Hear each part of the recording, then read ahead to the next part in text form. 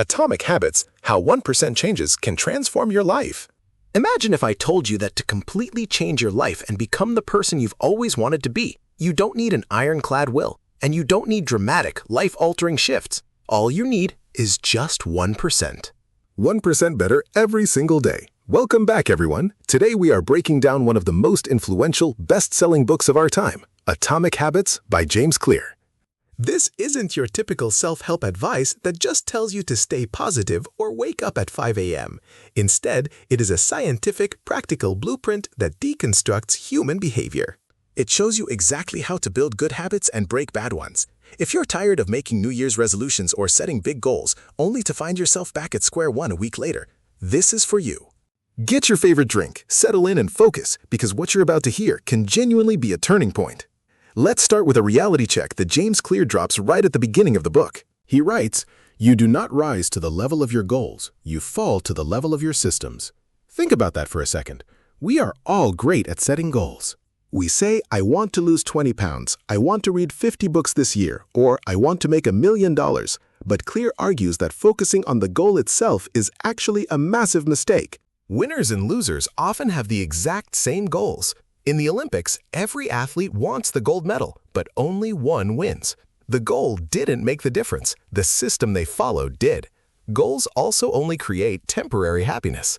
If you clean a messy room, you get a clean room for a moment. But if you don't change the messy system that caused it, that room will be a disaster again in 2 days. The takeaway? Forget about goals for a while and focus entirely on your systems, the daily, continuous processes that actually drive your results. So, why did the author call the book Atomic Habits? The word atomic has two meanings.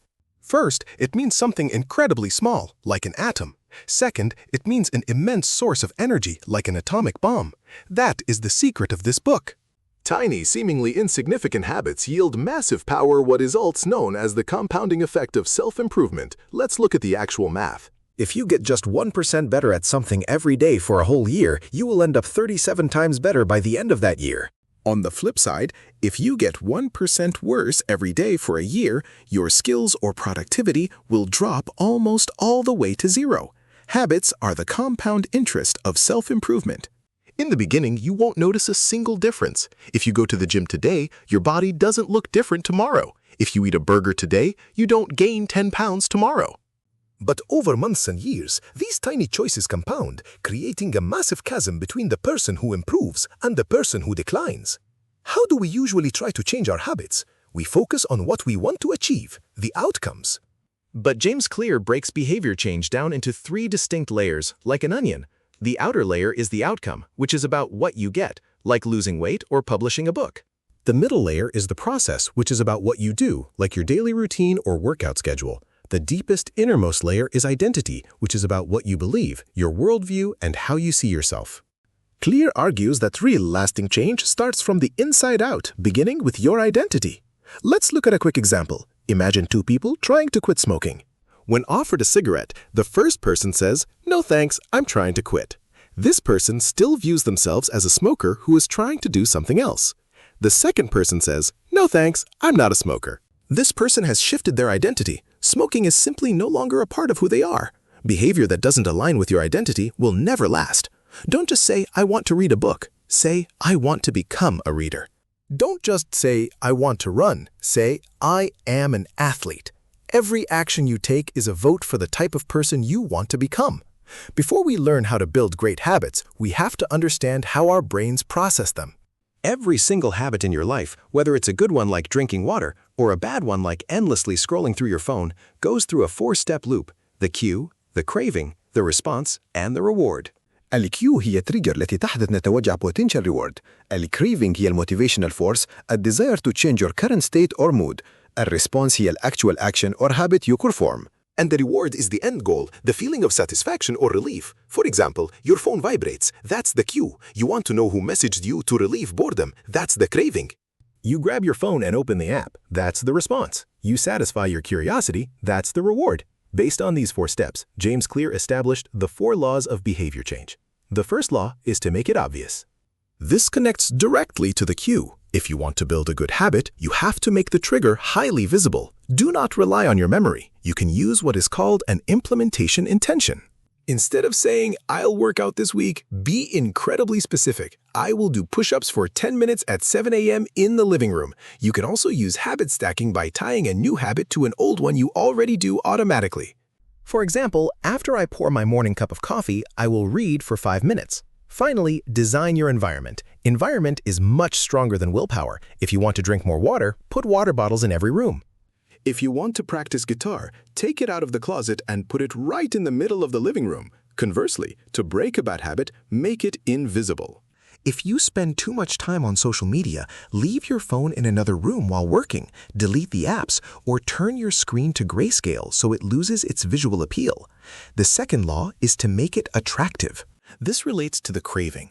The more attractive a habit is, the more likely you are to do it.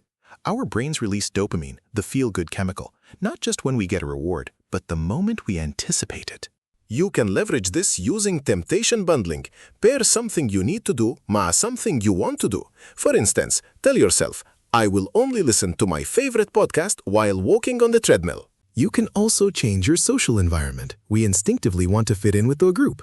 Join a culture or community where your desired behavior is already considered normal. If you want to read more, spend time with people who love books and talk about them. To break a bad habit, make it unattractive. Highlight the benefits you get from avoiding it. Instead of thinking, I am depriving myself of this junk food, reframe it as, I am giving my body the energy and health it deserves by skipping this fuel. The third law is to make it easy. This focuses on the response. Humans naturally follow the law of least effort. We gravitate toward things that take the least amount of energy. To build a habit, you must reduce the friction between yourself and that action. A great tool for this is the 2-minute rule. When you start a new habit, it should take less than 2 minutes to do. Reading a book a month becomes read 1 page. Running for 30 minutes becomes put on my running shoes and step outside the door. The secret here is that once you start the action and break the initial barrier of laziness, continuing becomes much easier.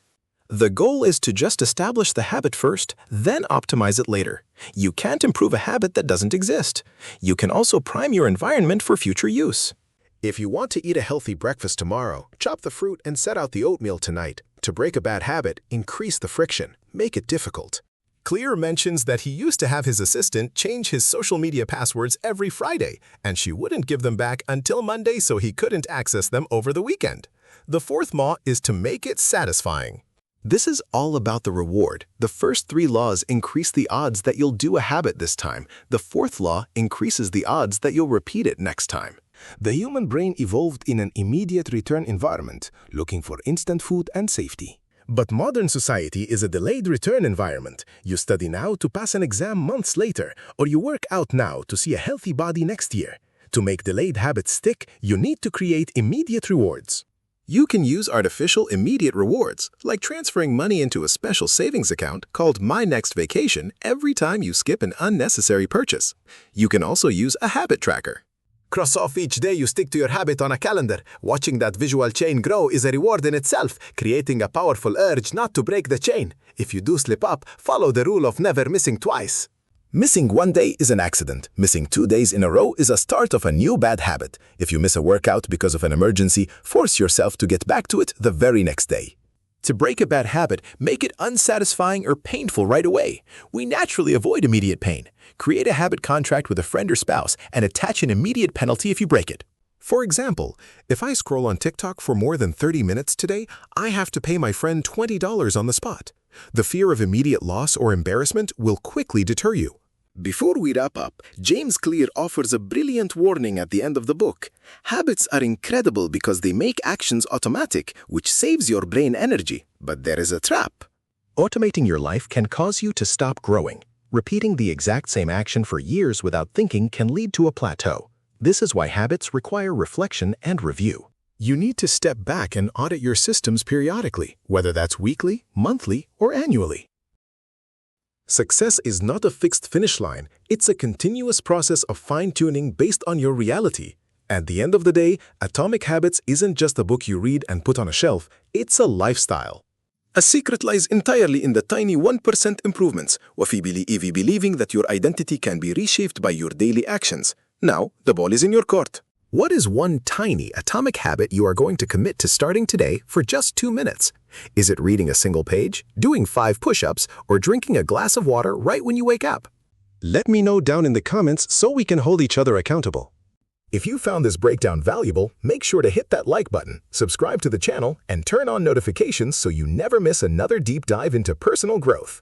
Thank you so much for your time, and remember, your habits define your future. See you in the next one. Peace.